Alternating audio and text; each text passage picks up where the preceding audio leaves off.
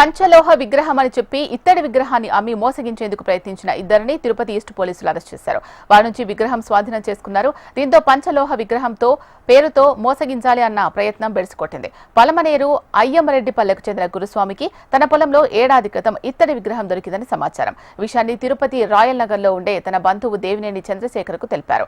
పంచలోహ విగ్రహం అని నమ్మించి విక్రయిద్దామని ప్రయత్నించారు. ఇందులో భాగంగా ఇత్తడి విగ్రహాన్ని తిరుపతికి తీసుకొచ్చారు. ఇక్కడ అమాయకులను మోసం చేసి విగ్రహం విక్రయించడానికి ప్రయత్నించారు. అప్పటికే పోలీసులకు సమాచారం రావడంతో వారు విగ్రహం విక్రయిస్తున్న ప్రాంతానికి వెళ్లి సిఐ సిబ్బంది ఇద్దరు నిందితులను అరెస్ట్ చేశారు.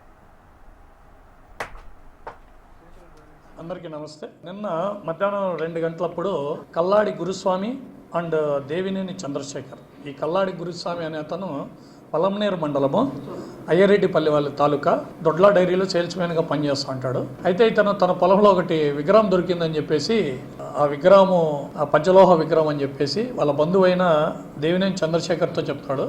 దేవినేని చంద్రశేఖర్ ఇద్దరు కలిసి ఇటుకు వస్తారు. ఇటుకు వచ్చిన తర్వాత మనకు సమాచారం వస్తుంది. సమాచారం పైన వాళ్ళని పట్టుకొని విచారిస్తే అది విచారించి ఒక ఏమంటారు దాన్ని కంసాల గోల్డ్ స్మిత్ ఉంటారు కదా, దాంతో చెక్ చేపిస్తే అది సింపుల్గా బ్రాంజ్ విగ్రహం అని ఏదో చెప్పినారు.